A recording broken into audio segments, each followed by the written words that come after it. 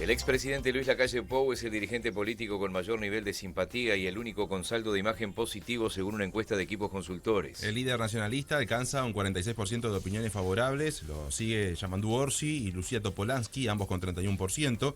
Esto de acuerdo a una consulta pública presentada anoche en Subrayado.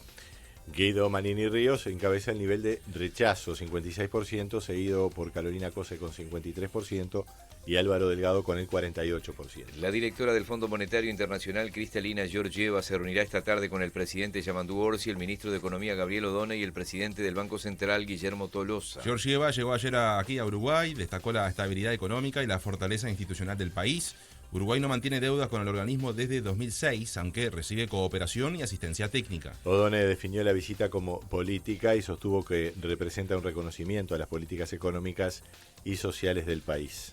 Es importante que la directora ejecutiva esté en Montevideo porque, si yo no me equivoco, hace más de 20 años que no visita Uruguay.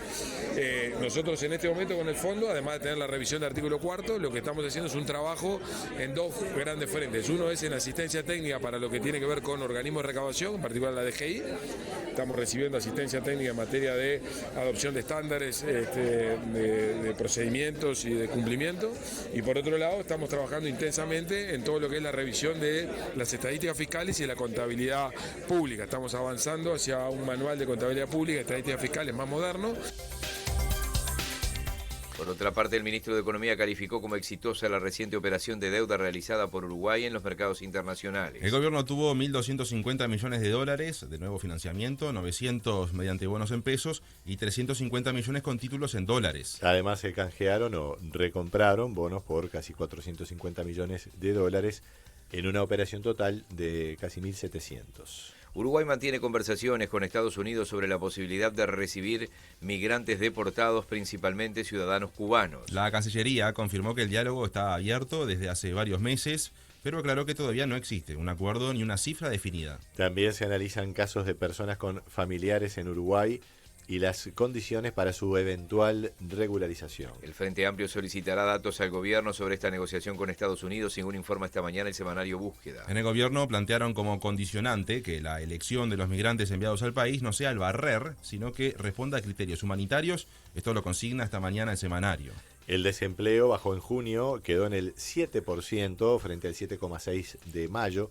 Lo informó el Instituto Nacional de Estadística. La tasa de empleo se mantuvo en 59,5%, mientras que la actividad bajó de 64,4% a 63,9%.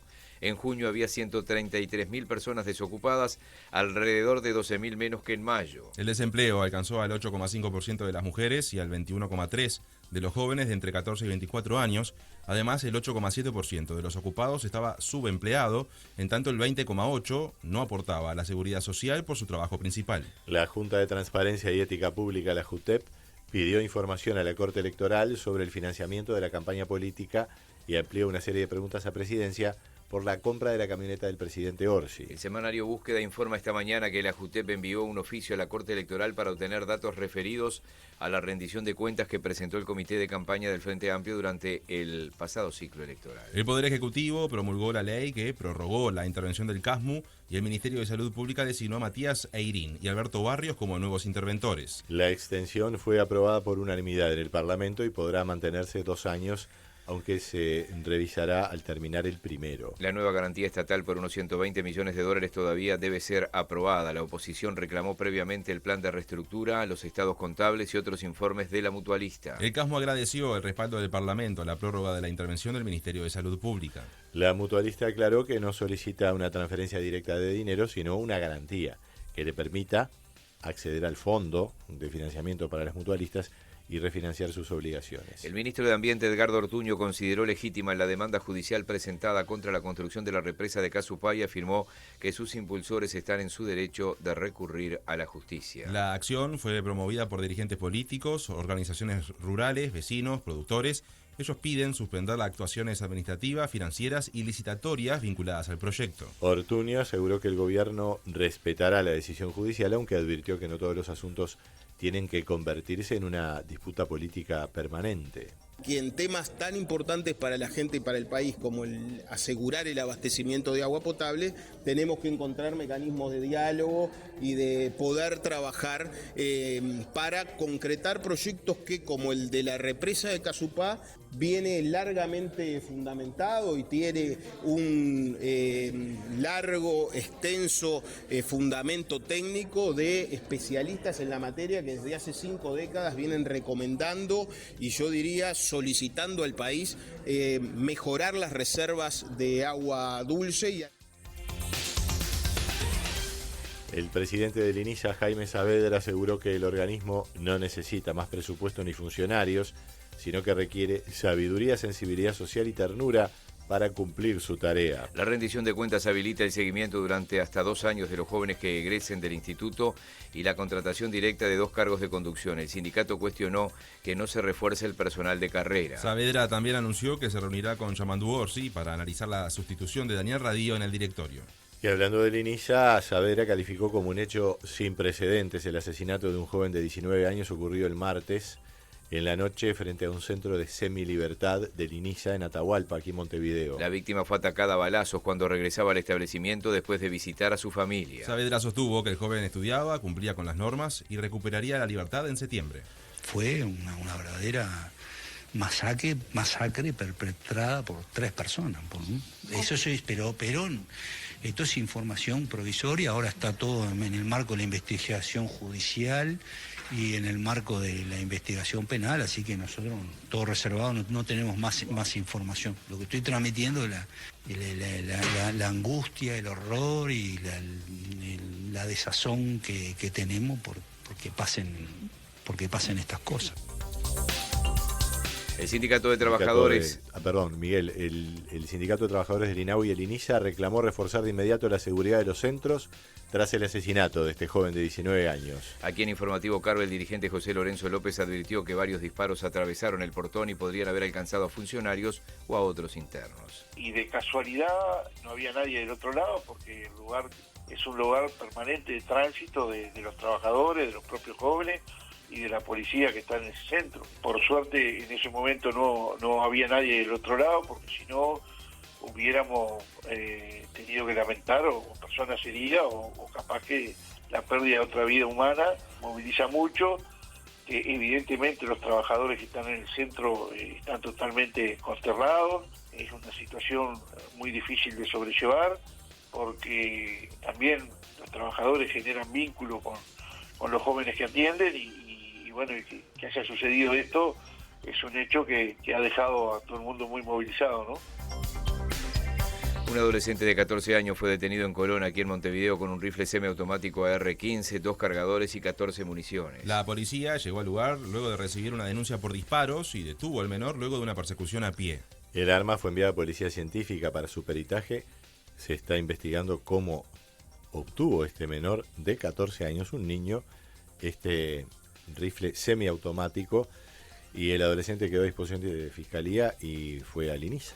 El presidente del Congreso de Intendentes, Carlos Enciso, dijo que los gobiernos departamentales quieren prepararse con anticipación ante los posibles efectos de El Niño. Enciso señaló que esperan una convocatoria formal de presidencia para coordinar medidas concretas y así evitar que el fenómeno los tome desprevenidos. El gobierno anunció un ámbito de trabajo con el Ministerio de Ambiente, INUMET y el Sistema Nacional de Emergencia para reforzar el monitoreo y planificar la respuesta ante inundaciones y temporales. Evidentemente hay medidas para prevenir algunas cuestiones, sabiendo este impacto que va a tener en lluvias, en los meses, como dicen, de primavera, de septiembre en adelante, y que el sistema de emergencia esté acompasado a los sistemas departamentales también de mejor forma o con mejor y mayor articulación por esto, ¿no? Que no nos agarre desprevenidos, sino que hayan ya protocolos y acciones concretas de reforzar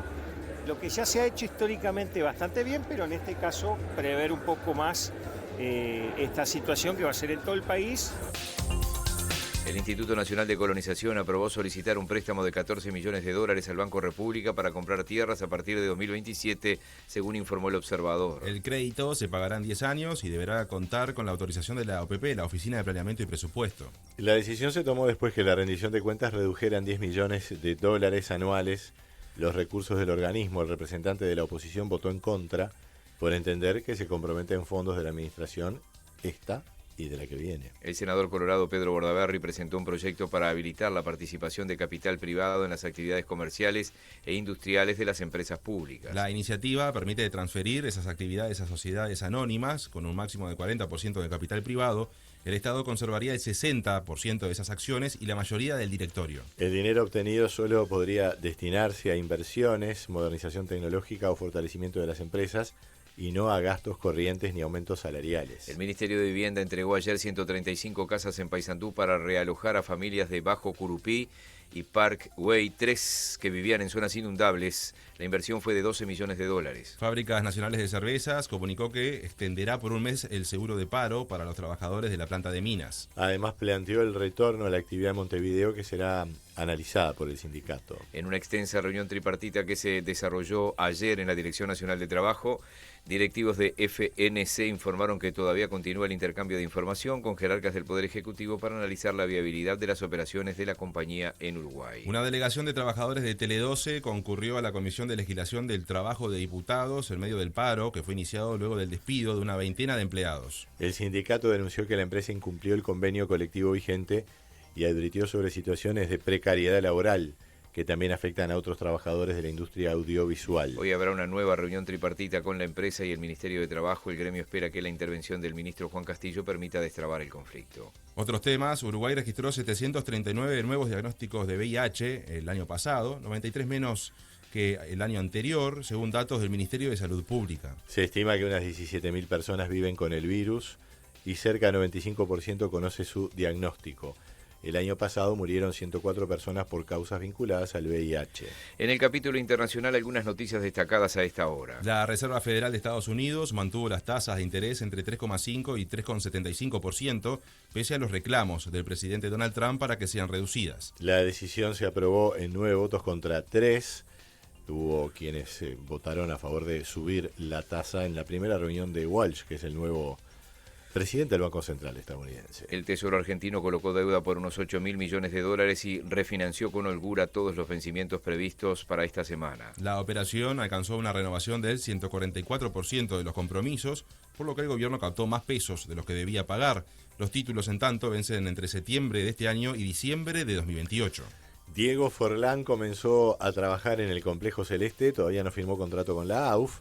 El ex delantero dirigirá la Sub-20 y será técnico interino de la mayor hasta marzo que viene. Nacional acordó la llegada del volante argentino Rubén Bota, de 36 años. El futbolista rescindió su contrato con Defensa y Justicia y firmará con el tricolor hasta diciembre de 2027. Peñarol presentó el balance del año pasado con un resultado positivo de $1.200.000. El club tuvo una ganancia de $3 millones, mientras que el Estadio Campeón del Siglo registró una pérdida de $1.800.000. Y ahí el saldo, ¿no? Ahí el saldo. Quedó un palito y pico.